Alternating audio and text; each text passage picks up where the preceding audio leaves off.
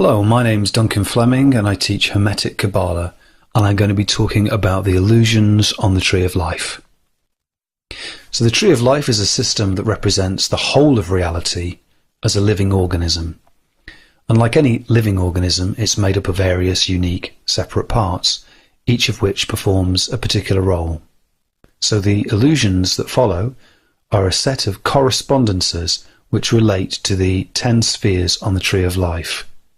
They're relatively modern in origin, no more than 40 or 50 years old, and some of the concepts are already established in philosophy and psychology. Our experience of the world is undeniably distorted by the process of our own perception. Imagine for a second that you're walking down a busy city street. There's far too much happening in all the hustle and bustle for you to be completely aware of everything that's going on. And although only a thin sliver of the overall totality of what's happening in the street ever gets through, still a great deal of raw, unprocessed information is reaching your nervous system via your sense organs. And out of that very great mountain of information, only a small amount is going to pass into the threshold of your conscious awareness. And this is the point at which you might begin to notice and describe what's happening to yourself, converting all of that information into more or less recognizable chunks. And out of these chunks of recognition, you might then begin to interpret and describe to yourself what is happening and weave it into a kind of internal narrative. And who knows, maybe 24 hours from now, you might only be left with a faint recollection of what actually happened. In a few weeks, it's unlikely you'll remember anything at all other than perhaps the faintest impression of what was happening as you were walking down the street. So we're limited by the structure of our own very highly specialized nervous systems. And at each successive level of abstraction or taking away from the whole of reality, new distortions are introduced. And that's not to say that our experience of the world is entirely made up of illusions, but just that distortions in our perception brought about by the process of abstraction are fairly inevitable. If we were driving a car and all the dials on the dashboard were providing incorrect information, we would be very likely to run into trouble. So it's really in our own interest to remove as much of the distortion and illusion from our lives as possible. And the first step in this process is to become more aware of what those distortions are. Malkut, all that is physical. In order to survive as a physical being, we need to pay very close attention to the information that we are receiving from our sensory organs. Light bounces off and emits from objects in our vicinity and then reaches our optical nerves in our eyes. And from this we create a constant visual map of our surroundings. And likewise, sound waves that reach our ears, along with our other senses, help us to build up a picture of what's going on in the physical world around us. But this information can only really tell us about the exterior reality of our environment. Our picture of the world is constructed out of a multitude of impressions that consist entirely of the outsides of things. And the interior reality of what it's like to actually be something other than ourselves, like another human being or even an animal or an object, can never be known directly via our sensory impressions alone.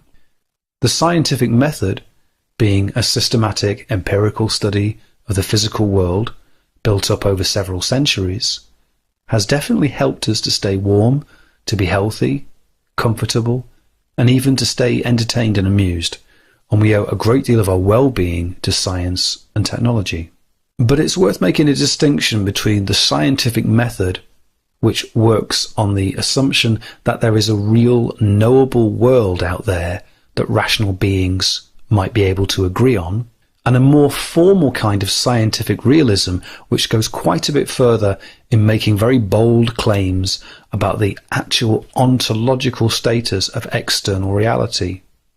Scientific realism can be seen as being in very sharp contrast to those idealistic philosophies that claim we're really living in a world of mere illusion and apparition, and that the universe is essentially immaterial and just a construct within mind. So we've got two extreme views. In one extreme view, only the external world as known to us through our senses is recognized as being real. And in the other extreme view, only the inner world of conscious awareness is considered to be real.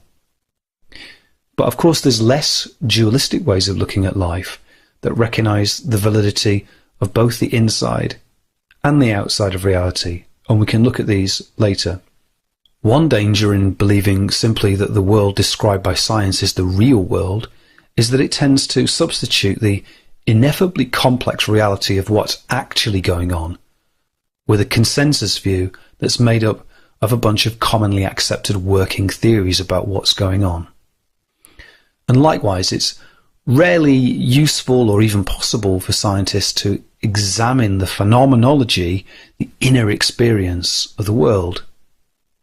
We might be able to hook somebody up to brain imaging apparatus while they're meditating and see perhaps unusual neurological activity. But again, that's just looking at the outside of things. Our thoughts have got a physical, measurable, observable correlate that can be measured. But these are not really exactly the same thing as the experience of actually having those thoughts. And neither are they completely separate. They're the inside and the outside of the same thing. A distortion arises when we start to believe that the external world is more real and that our internal experience is less real. It might be that the nature of mind is such that it cannot really remain still and quiet for very long. It's always intentional, it's always directed towards some or other kind of internal or external form, always having to be aware of this or that. And certainly the human mind's most valiant attempts to simulate nothingness tend to involve visualizing expanses of blackness, which of course is still something. So our everyday reality is heavily influenced by that post-enlightenment scientific method, and this everyday reality places an enormous emphasis on information that reaches us via our physical sense organs, i.e. what we can see, hear and touch, etc.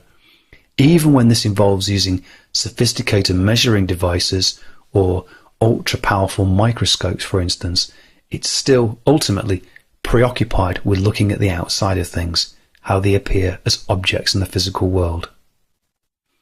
Introspection has taken an increasingly backseat role in the pursuit of knowledge in comparison with advances in, say, neurology and brain science.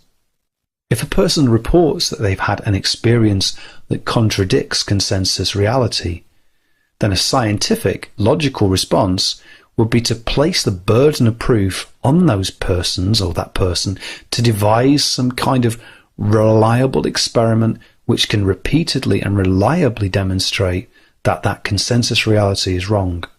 And of course, this level of scientific rigor makes it virtually impossible to demonstrate proofs for internal experiences which are of a numinous or a spiritual or a transcendental nature.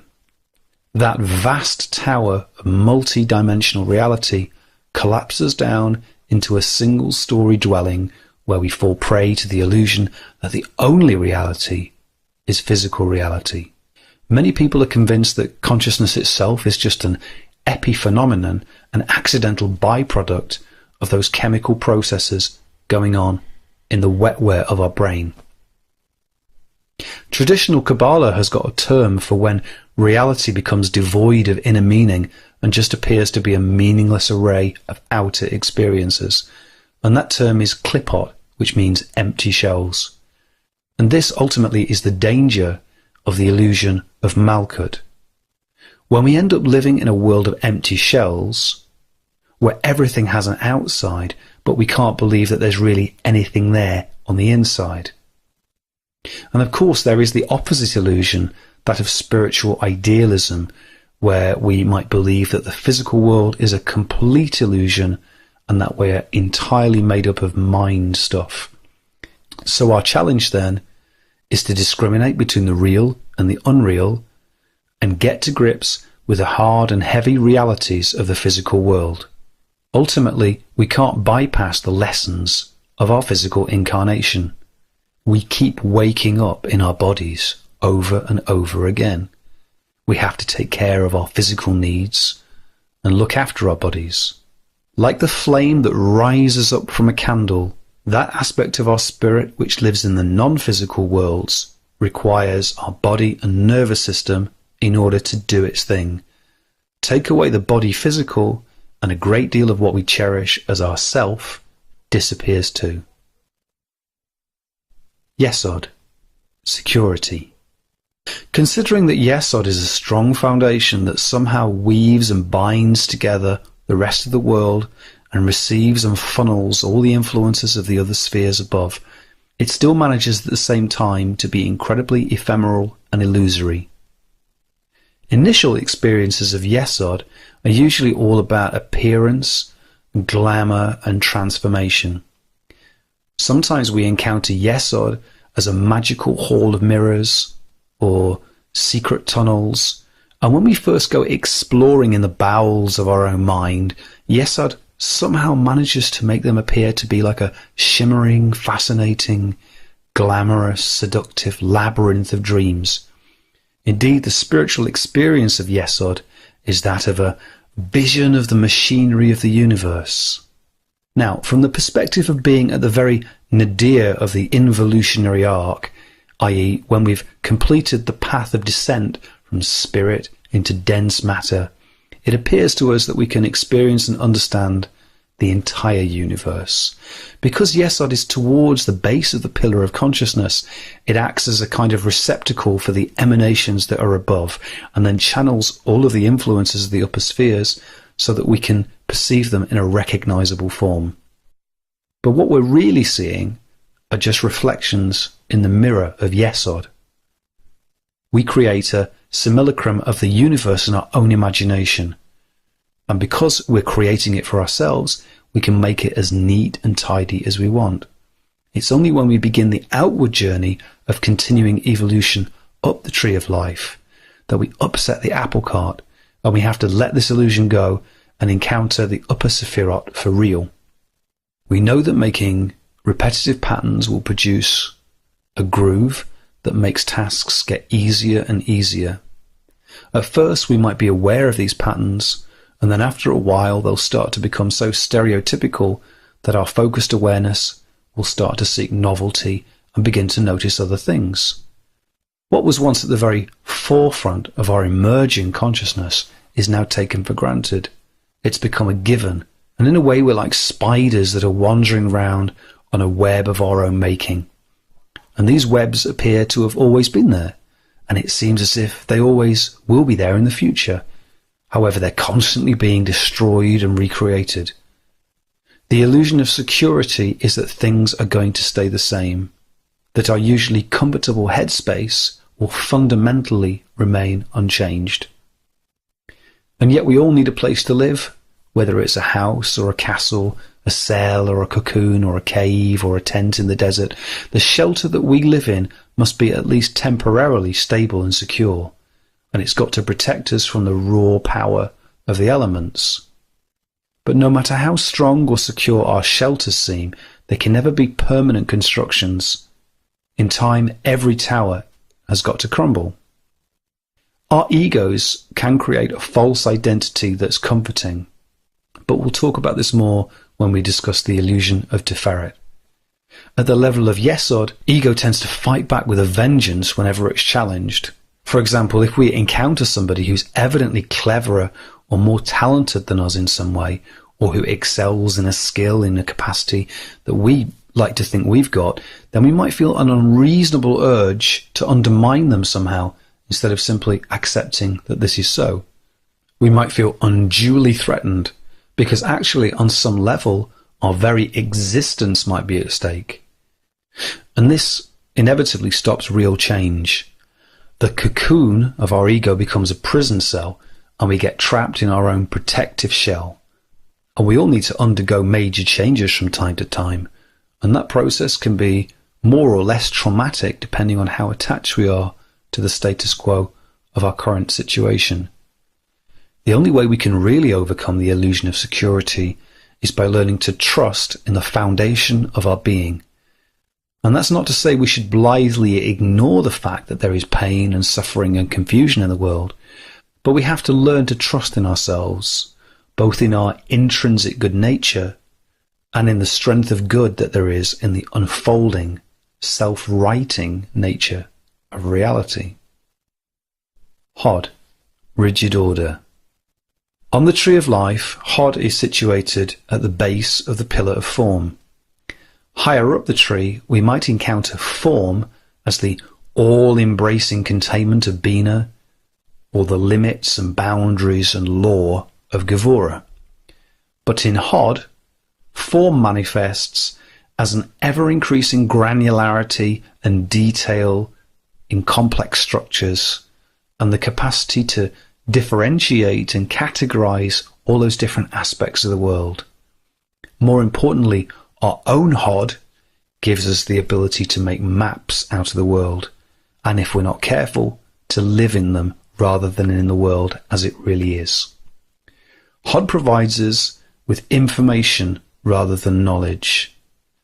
If we think of a human being as being a microcosm of the whole universe, and therefore as being a tree of life in their own right, then a person's Hod manifests as intellectual capacity and the ability to hold and construct beliefs about how the world is, including memories of how the world used to be and plans about how the world might be in the future.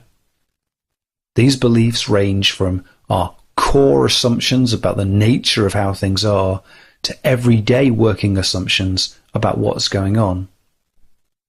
Because the world's changing all the time, it's really important that we're able to flexibly adapt our beliefs and maps of the world as an ongoing process. When we don't have personal experience of something, we tend to look to established forms of learning for answers, i.e. in books and libraries, and from established authorities such as university professors or the sages of antiquity. Because Hod's at the very base of the pillar of form, it tends to relate to learning in a fairly passive way, a negative way, rather like a pupil would respond to a teacher. And in the Western mystery tradition, historically, there's been a very strong tendency towards unquestioning deference to figures of authority. Typically, grimoires and magical books like the Picatrix will instruct us that such and such a plant belongs to such and such a planet because such and such a sage says that it does. And we might be able to respond quite easily to some of the more obvious pre-rational, pre-modern, pre-scientific magical material in an intelligent way, while still making use of the tradition. But far more insidious and difficult to tackle are the root assumptions about the fundamental nature of reality that we've received from our tradition. Without wanting to remove the core sense of design and purpose in the world that underpins Hermetic Kabbalah, it is based on some ancient teleology that might need to be developed further in order to integrate it with more recent developments in our understanding of the world. So, a few more thoughts about mapping.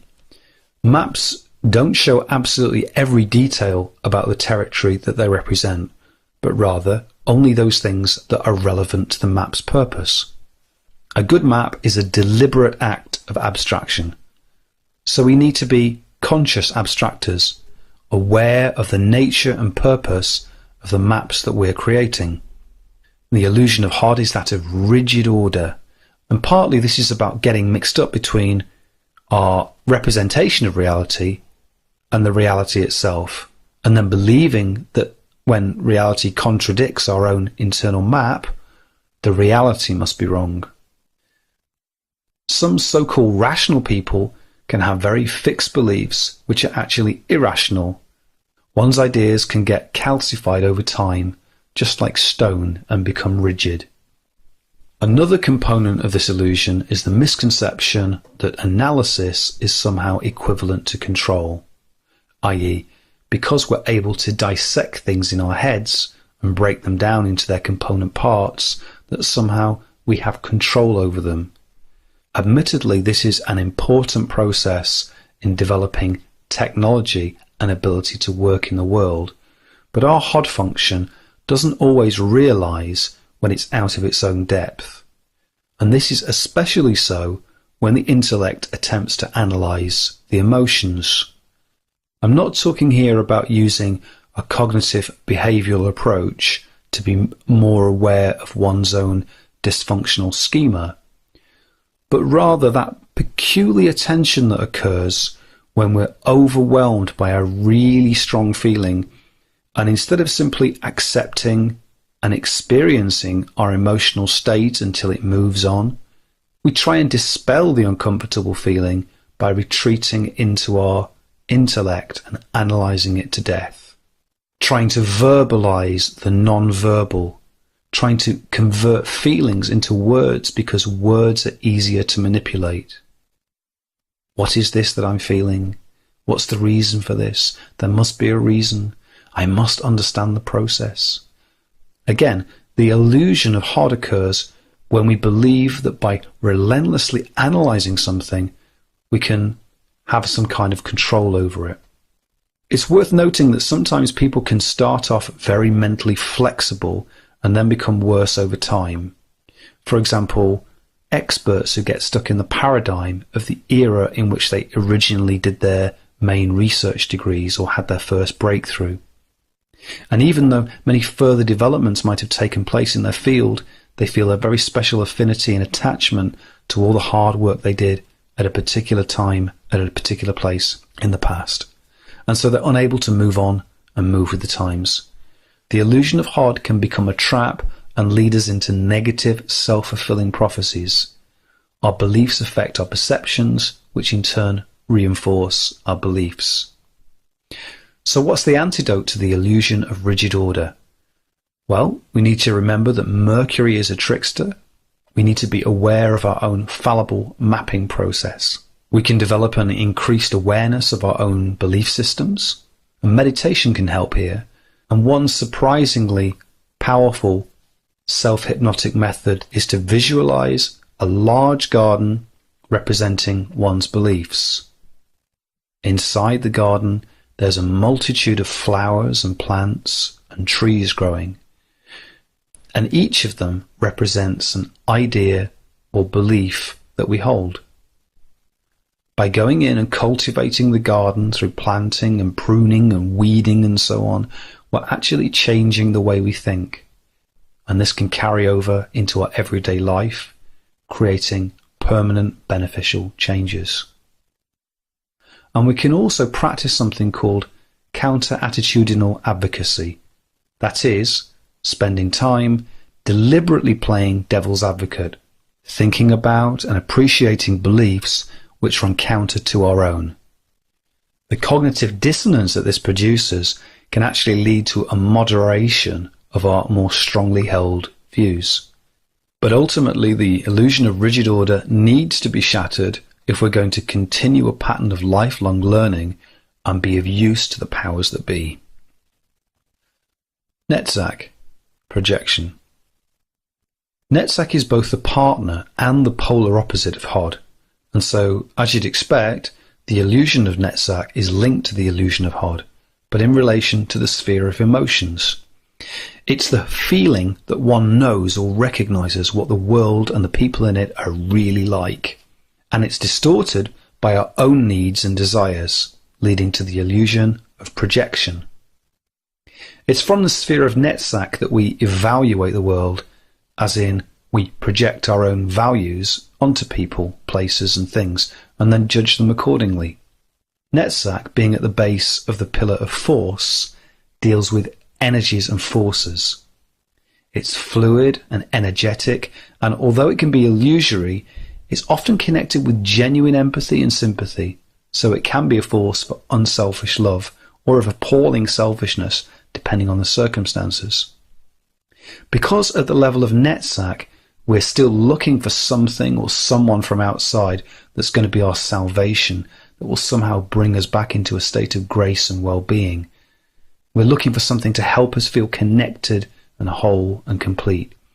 Because when we don't have a conscious connection with the upper Sephirot, we feel like we're missing out on something vitally important. And so this projection is based on desire, but it still might contain flickers of real intuition and inspiration, and this makes it even more seductive and compelling. Where projection occurs in relationships, it leads to a kind of emotional fusing, whereby it becomes virtually impossible to really tell where one person ends and the other person begins. In intimate relationships, it can be really hard to resist the inclination to project one's own expectations onto one's partner. So there's a key concept in the psychology of Carl Jung, which is that of the major archetypes. And one of these major archetypes is that of the anima, or the idealized woman. Now, the anima actually exists somewhere out in the noumenal realm of the collective unconscious, but she's activated when a typically heterosexual male feels that he cannot live out his own feminine qualities, and they become to an extent repressed. And because of this repression, he begins unconsciously to project out his own anima, i.e. what he thinks a woman should be like, onto any poor female that he becomes intimately involved with, irrespective of her actual personality. He might have an expectation for her to demonstrate all sorts of sensitivity, glamour, and nurturing abilities that he feels that he cannot himself manifest because of his maleness. And likewise, she may in turn project an equivalent archetypal counterpart onto him, that of the animus, the idealized male, and then expect him to be her knight in shining armor, everything she feels that males ought to be, but of course she can't be because she's a real woman. Anima-animus projection isn't only limited to traditional gender roles. It occurs in same-sex relationships and in couples who like to think of themselves as very liberated and modern. One can end up responding to an archetype of man or woman rather than to an actual loved one as a real person. And we can see how this might cause all sorts of problems and is a basically insidious and selfish process. There are lots of other types of emotional projection, and they all pretty much involve displacing the aspects of our own personality which have not been integrated onto other people, places, and things. The two most salient ones to mention here also are the persona and the shadow. The persona is literally our mask. It's the plausible version of ourselves that we present to the outside world. It includes all of what we see as our positive traits and qualities, and it's designed to make an impression. But if we're not careful, we can start to believe the hype and think that we actually are our own persona. The persona can manifest in people who think of themselves as spiritual in the form of relentless self-improvement, because they will not allow for their own human frailty. They might even make a projection of a vision of perfection onto a parent or a lover or a teacher. The flip side of the persona is the shadow, which is the archetype of all that dark stuff we most certainly do not want other people to know about us. Not everyone's shadow is a devil-type character. For somebody who outwardly presents as being powerful and ruthless and Machiavellian, their shadow might actually be weak and vulnerable. When the shadow is unconscious, it's usually encountered in a projected form as other people's faults. Indeed, when other people's personality traits really wind us up, it can help us learn much more about our own shadow side. It's also worth paying attention to the way that societies create semi-mythological pariahs like Bin Laden and then turn them into folk devils, because this says a lot about the collective shadow of the societies that we live in. Apart from the heavy power play of the major archetypes, we need to be aware that working with Netzach is immensely energetic, and this energy creates very strong emotions. And we all know that mood and emotions are going to colour our perception of the world and the people in it. when you're smiling, the whole world smiles with you, or at least it appears to. We project our own mood onto other people. If there's any antidote to the illusion of Netzach, it's a combination of unselfishness, which must begin with a stark recognition of just exactly how selfish we are, and responsibility, which, as well as being to do with taking ownership of one's own stuff, is also a combination of the words response and ability, or in other words, an ability to respond to changing circumstances. And indeed, we'll know victory when we begin to respond unselfishly to other people and to the world we encounter. Tiferet, identification. Identification as the illusion of Tiferet relates to our own sense of identity and is at the very core of what we think we are. We might identify with any number of the roles that we play in life and say, I am a lover, I am a parent, I am a such and such worker. And our other identifications might be slightly more aspirational, such as, I'm an artistic genius, or I am the king or the queen of the witches. Some self-identifications can even be negative and debilitating. For example, I am a failure, I am a bad person. We might also identify with our body, with our dreams and imagination, with our beliefs, or with our feelings. But these things are all liable to change. So at some level, identifications are a cocktail of emotion, belief, imagination, and behavior that all really belong on the lower part of the tree of life, but which we attribute to our real self in Tiferet. So some 20th century existential philosophers, notably Jean-Paul Sartre and Simone de Beauvoir, were concerned precisely with this illusion, and they used the term bad faith to describe the process in which a person gradually forfeits their ability to act with genuine authenticity and freedom because they've replaced their sense of self with all sorts of false norms and values, shoulds and oughts. Now, any attempt to remove the props of the false self will inevitably be met with much resistance because it can be extremely painful and difficult to confront the potentially abysmal sense of emptiness at the center of what we are. In fact, when the false self is dismantled, it can even lead to a kind of existentialist collapse for somebody who doesn't have any genuine connection with spirituality. And by spirituality, I most definitely do not mean religiosity or faith in other people's faith. This is about having an intimate and simple connection with reality itself in however limited a way.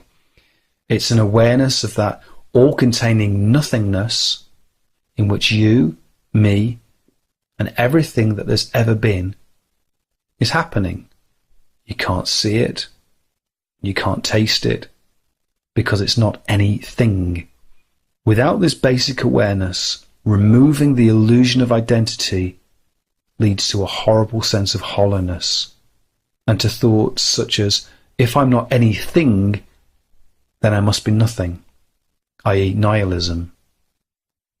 So to emphasize, no faith in other people's faith, no set of beliefs, no warm, fluffy feeling can act as a substitute for our own direct experience.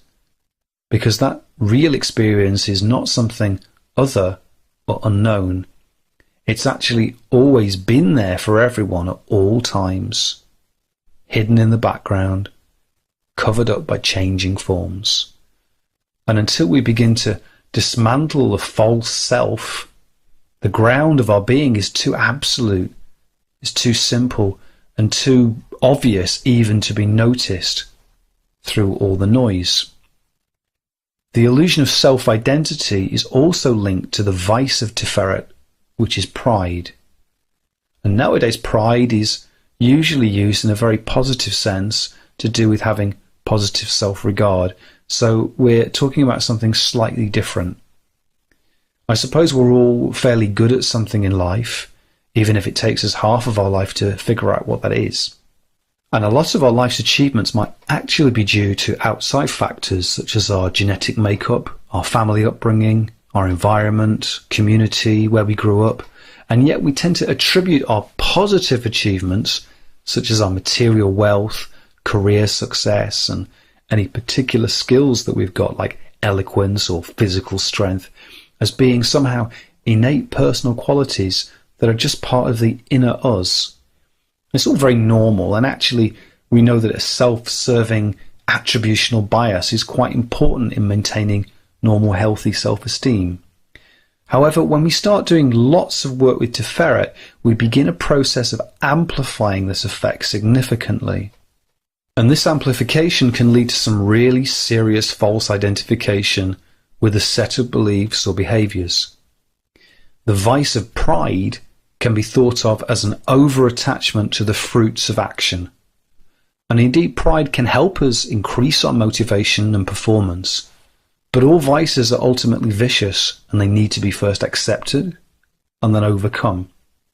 When we're genuinely committed to the work, then the powers that be will find ways of removing our false identification. And those usually involve bursting our heavily inflated bubbles of pride. Gevurah, invincibility. Gevurah is intrinsically formal and concerned with upholding the law and maintaining strong and firm boundaries. And this leads to a sense of permanence, that what is will always be. The illusion of Gevurah, that of invincibility, shares some traits with security in Yesod, but it can run even deeper. Teenagers continue to take up smoking at an alarming rate. Why? Is it because they're stupid? No, even really clever kids smoke. Is it because they don't know the risks? No, they've been bombarded with dire health warnings from a very early age, and they can reel them off in an instant. The reason why they take up such a dangerous activity is because they've no real sense of mortality. The idea of actually dying for them is just that. It's an idea. Now, even if we manage to avoid dementia and other debilitating long-term illnesses, at some point our bodies are definitely going to pack in and we're going to die, quite possibly in a great deal of pain. We'll lose everything that we currently cherish, our family, our friends, our possessions, our status, absolutely everything. And even though we already know this on some level, for the most part we act as if it's never going to happen. And this is the illusion of invincibility. And the illusion of invincibility is also about being convinced that we can win any battle. It can manifest as a kind of power fantasy. One example of this is the myth of progress, in which we are convinced that human ingenuity and technology will gradually conquer the chaotic forces of nature and subjugate the planet entirely to our will. Our sense of invincibility can be exaggerated significantly when fighting for a just cause or a righteous crusade. This sense of immortality comes from being fused with a higher principle, for example, a holy war. The higher principle taps into something which is transpersonal, but only on a tribal level. When we take the sword of Gevurah and use it to defend ourselves against perceived threats from other people, from nature itself even, then we're in danger of meting out our own judgment, and this can quickly degenerate into cruelty and into violence. So how strong are we really, and where does our strength actually come from? It certainly takes real strength and real courage to leave the sword alone. And yet there may be times when we need to invoke the power of the law, and occasions when we do need to defend important structures that are of great value. But we still need to be very careful that we're not acting out the illusion of Gevurah in the form of self-preservation. Hesed, infallibility. Part of the nature of leadership, especially of great leadership when operating out of Hesed, is the ability and the authority to actually decide what happens and to act as an author in the creative process of making reality, that is, reality on the lower face of the tree. The illusion of Hesed, then, is of infallibility, or that one is always right and simply cannot be wrong. The illusion comes about because even though Hasidic power transmits authority and acts in positive polarity to the Sephirot below, it's really meant to be more of a servant than a king. Hesed is actually meant to act as a giver and a benevolent transmitter of all that power and inspiration that it has itself received as a gift from the upper triad of Keter, Chokmah, and Bina. And Hesed is supposed to convert the upper influences, which in their raw, unprocessed nature would be too much for the lower spheres, into a perpetual, loving, kind, and merciful outpouring that sustains life itself. So although the role of Hesed is to give freely and leave all that controlling and shaping and management to the other Sephirot below, the sheer power of Hesed can easily go to one's head and bring about all sorts of nasty, overbearing vices, including bigotry, tyranny, hypocrisy, and gluttony. But the illusion of infallibility means that we're blind to these vices, because at that level, we may really think that we can do no wrong. And that's why the virtues of Hesed have to be obedience and humility, because only they can tell Hesed where it might be going wrong. Through obedience to the influence of the upper spheres and the humility to accept that everything that we have has been given to us freely as a gift and can be taken away just as easily. And of course, if we don't develop humility for ourselves, then life itself will teach us humility through various kinds of humiliation. Bina, death. I need to qualify everything that I say from here on in, because we're going to be considering the Sephirot on the upper face of the Tree of Life and talking about aspects of reality that are really beyond human experience, wisdom, and understanding. They're beyond the power of our minds to grasp. And so the limited knowledge that we have received has come through reflections and meditations rather than from the experience of everyday life. And therefore I'm quite simply not able to say quite as much about them without speculating. The illusion of Bina is death. Now we've said that the illusion of Gevurah is invincibility, so how can it be so that death itself is really an illusion? Well, the kind of death that we find so difficult to grasp in Gevurah is the death of form and of structure. And actually, only that which has taken on form and structure can really be destroyed. The actual ground of our being, the formless essence of life itself, remains, because it's not actually made of anything which can be changed or destroyed. And it's eternal because it's never actually entered into the time stream. And beyond all of that constituent forces and forms, we're fundamentally a part of that nothingness. Still, to have a process of creation, we have to have form as well as force in the mix. And at the root of all form is Bina. Bina wants to hold on to things forever and ever and ever. The spiritual experience of Bina is that of the vision of sorrow, in which we encounter the divine as a dark and sterile mother, or as a black and bitter sea. And eventually we all have to completely embrace the experience. Bina is represented by symbols of containment, like the coffin, the chalice, and the womb. And anything that is placed inside them undergoes a complete transformation. From the level of anything below Bina, i.e. from Hesed downwards, this is going to be a kind of death, because nothing will ever be the same ever again. There will be a complete loss of all that form and structure that we got used to. But from the position of Bina, it's going to be an experience of gestation, and because of that, death is an illusion. Chokmah, independence. Much lower down the tree of life, at the level of personality and ego, independence can be of great virtue. It can give us the ability to respond and think and act as individuals without being held back by a herd mentality or by our own negative patterns. But in Chokmah, we're way beyond all that. Chokmah emanates directly from Keter, the crown, which is the singular point of all creation.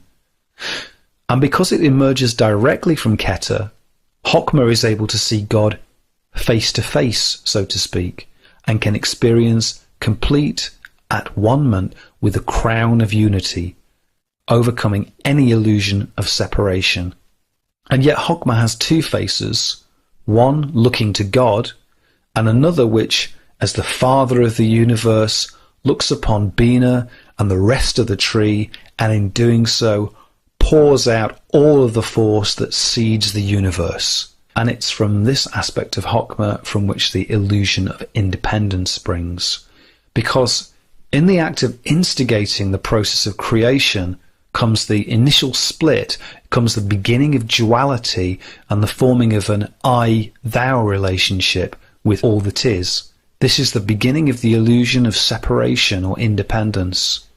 And although this illusion is way up there in Chokmah, it resonates with us humans down here too. We have to learn over and over again that we're never really truly independent or separate from the powers that be, and that we're continually being guided and directed by spirit in everything that we do. Keter, attainment. So finally there's the illusion of Keter, which is that of attainment, or that there will ever be an ultimate end goal, a point in which we will have done everything possible and creation will be perfect and complete. Although perhaps the aspiration of attainment is not a bad thing in itself, in the same way that ancient mariners might navigate by a star knowing that they would never really reach it, every civilization, including our own, has myths and stories about a heaven of perfection and rest, or a nirvana, a complete cessation of experience. And these myths might even refer to temporary states of consciousness where we could rest in nothingness for a while, but we can't live there forever. In some traditions, there are even stories about spiritual beings that are there to help the recently deceased in their experience of the afterlife. Because sometimes people will get trapped in a place they imagined was a heaven, a place of ultimate attainment. But why do we keep coming back for more? Why do we keep doing this to ourselves over and over and over again, despite all the growing pains, the confusion and the suffering that seem to always accompany manifestation? Life has a phase of activity, and then it's followed by a phase of rest, and then another phase of activity. Just like the in-breath and the out-breath, just like the summer and the winter, just like life and death. Neither is permanent, and there doesn't need to be a final destination. And there doesn't need to be an ultimate purpose other than the unity and the sanctity of life itself. It just is what it is. And so I think I'll leave it there, and I hope that this talk on the illusions on the Tree of Life has been interesting. If you'd like to know more about Hermetic Kabbalah, then visit our website at www.rockwax.org.uk. Thank you.